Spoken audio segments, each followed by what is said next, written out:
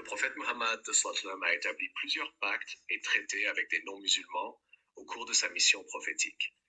Ces accords visent généralement à garantir la coexistence pacifique, la sécurité et la protection mutuelle, tout en permettant la diffusion du message de l'islam. Ces traités ont été signés dans diverses circonstances, souvent après des confrontations militaires ou pour établir une entente avec des tribus ou des communautés locales. Voici un aperçu détaillé de certains des pactes et traités les plus importants.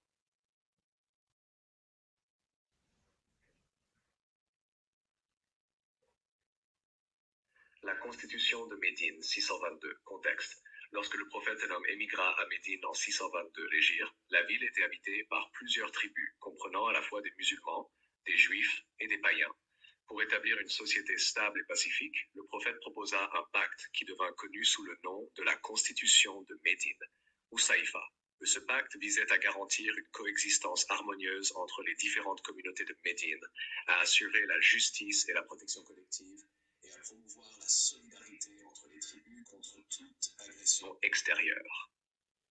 Détail, les musulmans, les juifs et les autres tribus païennes étaient tous reconnus comme membres d'une seule communauté, Ummah, tout en gardant leur autonomie religieuse. Les juifs étaient libres de pratiquer leur religion et étaient égaux en droit aux musulmans.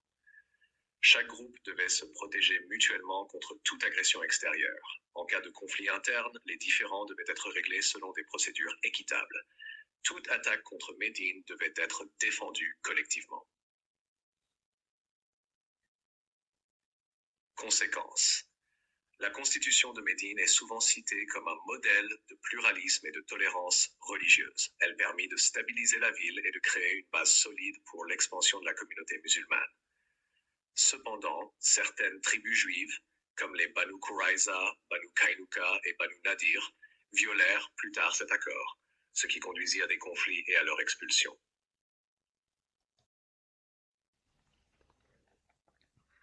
Le traité d'Hudaybiyah, contexte, en l'an 6 de l'Hégire, 628, le prophète et ses compagnons tentèrent de se rendre à la Mecque pour effectuer le pèlerinage, mais ils furent bloqués par les Qurayshites, les habitants polythéistes de la ville.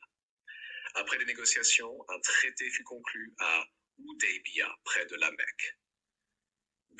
Le but principal du traité était de garantir une trêve de 10 ans entre les musulmans de Médine et les Qurayshites, permettant ainsi une paix temporaire et une reconnaissance implicite de l'autorité du prophète par les Qurayshites.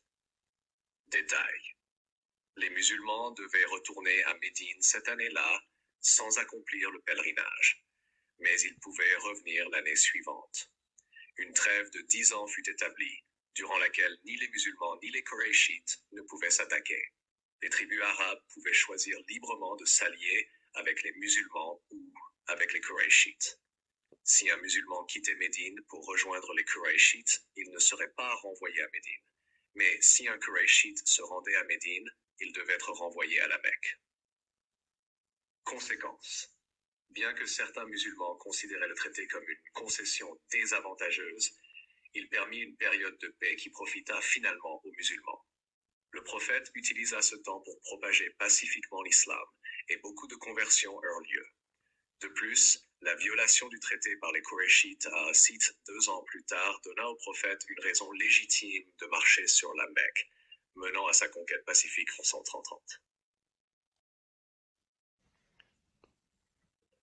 Pour le traité de Najran, 631. Contexte. En 631, les délégations chrétiennes de la région de Najran, au sud de l'Arabie, vinrent à Médine pour rencontrer le prophète. Après des discussions religieuses et des débats, un traité fut établi entre eux. L'objectif principal de ce traité était d'établir une relation pacifique entre les chrétiens de Najran et l'État islamique naissant, tout en garantissant la liberté de culte et la sécurité des habitants de Najran. Détail. Les chrétiens de Najran pouvaient conserver leur foi chrétienne et pratiquer librement leur religion. Ils devaient payer un impôt, jizya, en échange de la protection de l'État musulman, mais n'étaient pas tenus de participer aux guerres ou aux campagnes militaires des musulmans. Les terres et les propriétés des habitants de Najran étaient protégées. Ils avaient le droit de maintenir leurs églises et de continuer à enseigner leur foi. Conséquence. Ce traité est souvent cité comme un exemple de la tolérance religieuse prônée par le prophète envers les autres religions.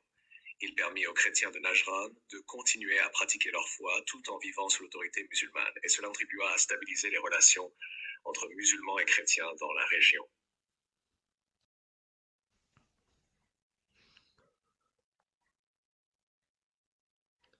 Les pactes avec les Juifs de Médine. En plus de la constitution de Médine, le prophète Mohammed signa des accords spécifiques avec plusieurs tribus juives de la ville. Contexte. Les Juifs de Médine, notamment les Banu Kainuka, Banu Nadir et Banu Qurayza, vivaient en coexistence avec les musulmans après l'arrivée du prophète à Médine. Les pactes signés visaient à garantir la paix et la sécurité entre les deux groupes. Détail. Les Juifs devaient être loyaux envers la communauté de Médine et ne pas s'allier avec les ennemis extérieurs, comme les Qurayshites. Ils avaient le droit de pratiquer librement leur religion et de maintenir leurs lois tribales.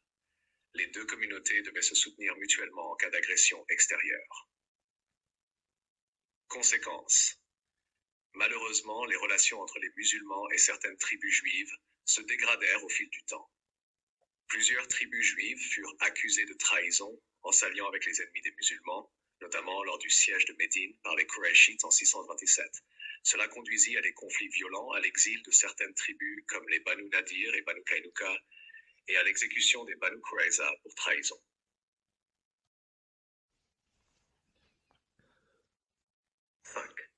Le traité avec les chrétiens d'Aïla, 630, contexte. En 630, après la conquête de la Mecque et la soumission de nombreuses tribus arabes, le prophète sallam signa un traité avec les chrétiens de la ville d'Aïla, située dans la région du Levant, près du golfe d'Aqaba. Le but de ce traité était d'établir une relation pacifique entre les chrétiens d'Aïla et l'État islamique, tout en garantissant la protection de leur population. Détail. Les habitants d'Aïla devaient payer un tribut, jizya, en échange de la protection. Ils conservaient leur autonomie religieuse et administrative. Le commerce entre les deux parties était encouragé et des routes sécurisées étaient garanties. Conséquence. Ce traité établit une relation pacifique et stable avec une importante communauté chrétienne dans la région. Cela permit aux musulmans d'étendre leur influence sans avoir recours à des conflits armés, tout en maintenant des relations commerciales fructueuses. Conclusion.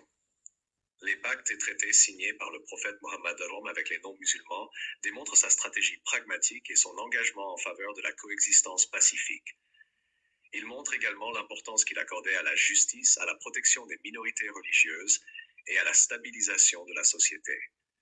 Ces accords furent souvent motivés par la volonté de consolider l'unité politique, de prévenir les conflits et de garantir la liberté religieuse dans les premières communautés musulmanes. Bien que certains traités aient été rompus, ce qui a conduit à des conflits, la majorité des pactes sont vus comme des exemples de la tolérance et de la justice prônée par l'islam, permettant aux différentes communautés de coexister dans un cadre de respect mutuel.